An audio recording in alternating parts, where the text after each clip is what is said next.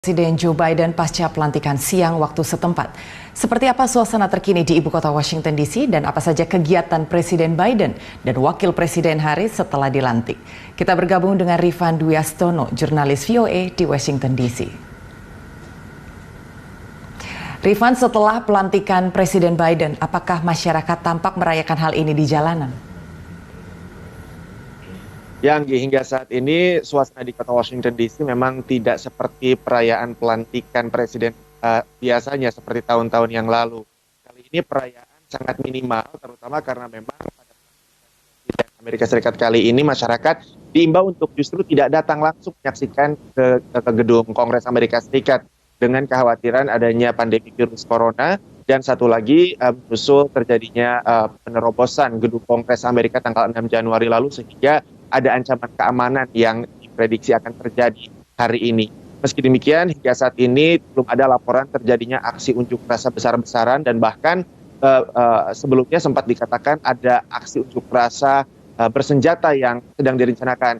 Sampai saat ini belum ada laporan tersebut dan perayaan-perayaan ini malam ini akan dilakukan dalam bentuk konser virtual. Nah, memang perayaan pelantikan Presiden Amerika Serikat tahun ini dengan Joe Biden menjadi Presiden ke-46 Amerika Serikat sangat berbeda daripada perayaan inaugurasi atau pelantikan yang lama, sebab di tengah pandemi dan ancaman keamanan ini juga di tengah krisis yang sedang dihadapi Amerika Serikat, terutama krisis perpecahan, semuanya dibuat sesederhana mungkin.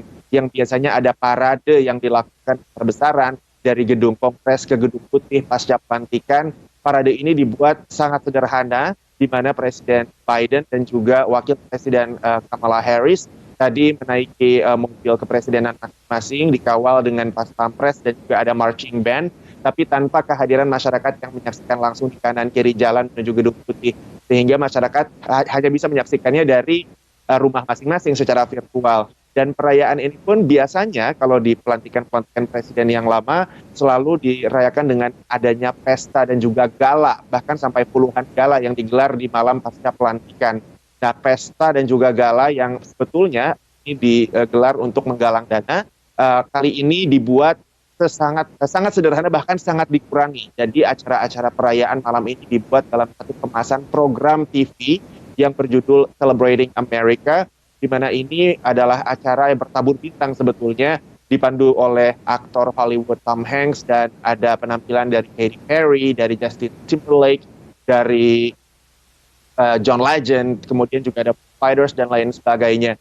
Nah, perayaan ini memang sangat sederhana dan dibuat sangat khidmat, mengingat Amerika Serikat kali ini sedang berada dalam krisis, beberapa krisis ekonomi akibat pandemi, krisis kesehatan masyarakat akibat pandemi, dan baru-baru ini angka kematian Amerika Serikat di tengah pandemi ini sudah menembus 400.000 nyawa, Anggi.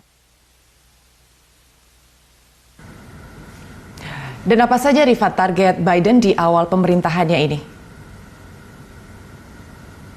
Presiden Biden sejak dia baru mulai calonkan diri sebagai presiden, sekitar 2 tahun yang lalu sudah memiliki banyak target yang ingin dia capai dalam masa pemerintahannya, terutama dalam 100 hari pertama pemerintahannya. Dan informasi terkini yang baru kami terima malam ini juga, di malam pertama ia menjabat sebagai Presiden Amerika Serikat, dia sudah menandatangani 17 executive order atau perintah eksekutif, di mana beberapa di antaranya ini reverse atau membalikan kebijakan lama Presiden Trump. Di antaranya yang sudah ditandatangani per malam ini adalah penghentian pembangunan tembok yang membatasi Amerika Serikat dengan Meksiko, kemudian juga mandat untuk mengenakan masker bagi masyarakat di tempat-tempat fasilitas bangunan federal, kemudian juga di fasilitas transportasi publik. Lalu juga ada kesepakatan, maksud kami ada perintah eksekutif yang ditandatangani, di mana Amerika Serikat kali ini bergabung kembali dengan perjanjian iklim Paris, yang mana sempat diputuskan oleh Presiden Trump untuk ditinggalkan Amerika beberapa tahun yang lalu. Nah, selain itu juga Presiden Biden menandatangani perintah eksekutif untuk menghentikan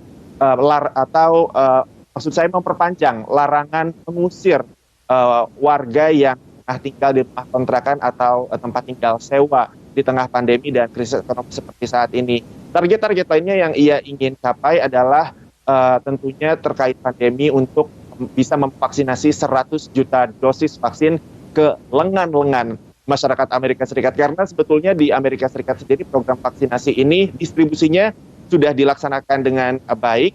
Yang tersendat adalah justru bagaimana setelah didistribusikan vaksin-vaksin COVID-19 ini bisa disuntikan ke masyarakat. Nah, sampai sejauh ini masih ada berita-berita ketika di mana vaksin-vaksin yang sudah ada di daerah-daerah sudah terdistribusi, ternyata beberapa persennya harus tidak terpakai kadaluarsa karena memang ternyata masyarakat yang datang untuk memvaksinasi diri ini tidak mencapai target yang diharapkan. Nah, Presiden Biden ingin program vaksinasi ini bisa efektif selama 100 hari pertamanya.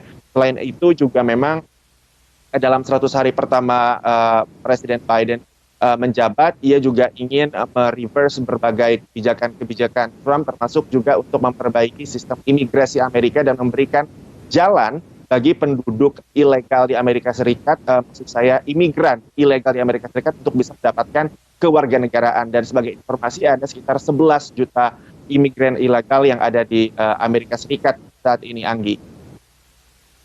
Semoga saja dengan pemerintahan baru di Amerika Serikat dapat lebih memperkuat kemitraan antar negara dan juga memprioritaskan apa yang menjadi kepentingan bersama. Terima kasih Rifan Dwiastono atas laporannya dan selamat bertugas kembali.